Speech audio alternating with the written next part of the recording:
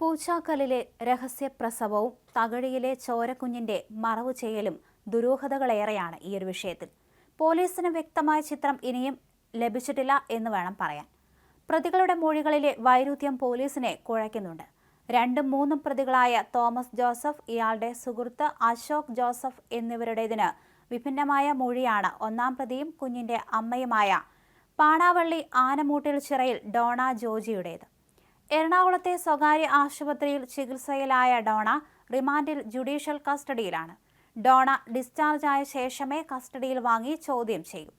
ഡോണയുടെ ആൺ സുഹൃത്താണ് 2ആം പ്രതി തോമസ് ജോസഫ്. ഇതിനു മുമ്പ് കുഞ്ഞിന്റെ പോസ്റ്റ്മോർട്ടം റിപ്പോർട്ട് വിശദമായി തന്നെ പോലീസിന് കിട്ടും.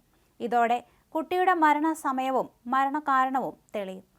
കുഞ്ഞ് ജനിച്ച ശേഷം ഒരിക്കൽ കരഞ്ഞെന്നും പിന്നീട് കരഞ്ഞില്ലെന്നും മരിച്ചു പോയിരിക്കാമെന്ന് കരുതിയിരുന്നുവെന്ന് ഡോണയുടെ മൊഴി.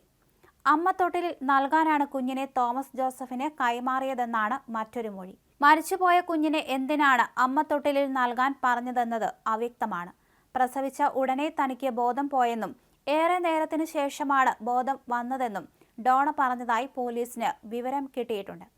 തകഴിയിൽ പാടശേഖരത്തിലെ പുറംബണ്ടിലാണ് മറവു ചെയ്തത്.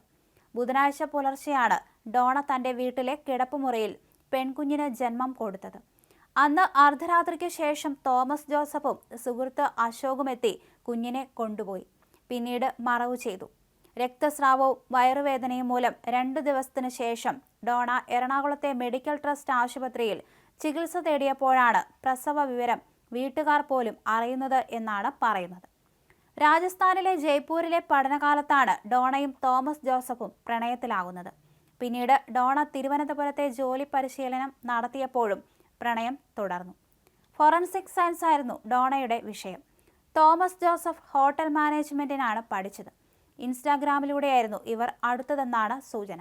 കസ്റ്റഡിയിൽ വാങ്ങിയ 2ഉം 3ഉം പ്രതികളെ അടുത്ത ദിവസം ഡോണയുടെ പൂച്ചാക്കലിലെ വീട്ടിലെത്തിച്ച് തെളിവെടുക്കും. ഇവരുടെ മൊബൈൽ ഫോൺ പോലീസ് കസ്റ്റഡിയിലെടുത്തിട്ടുണ്ട്. ഫോൺ വിളികളും ചാറ്റ് രേഖകളും പരിശോധിക്കും.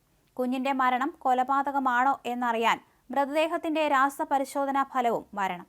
അതേസമയം പ്രസവിച്ച ശേഷം കുഞ്ഞിനെ മാതാപിതാക്കളെ കാണിച്ചിരുന്നു എന്ന് യുവതി പറഞ്ഞിട്ടുണ്ട്. അതേസമയം സൺഷെയ്ഡിക്കൂടെയാണ് യുവാവിന് കുഞ്ഞിനെ കൈമാറിയതെന്നും പറയപ്പെടുന്നുണ്ട്. എന്തായാലും 3 പേരെ വെവ്വേറെ ഇരുത്തി ചോദ്യം ചെയ്താൽ മാത്രമേ ഇത്തരത്തിൽ മൊഴികളിൽ കൃത്യത വരുത്താൻ സാധിക്കൂ. 3 പേരും 3 മൊഴികളാണ് നൽകിയിരിക്കുന്നത്. ഇത് പോലീസിനെ കുഴപ്പിക്കുന്നുണ്ട്.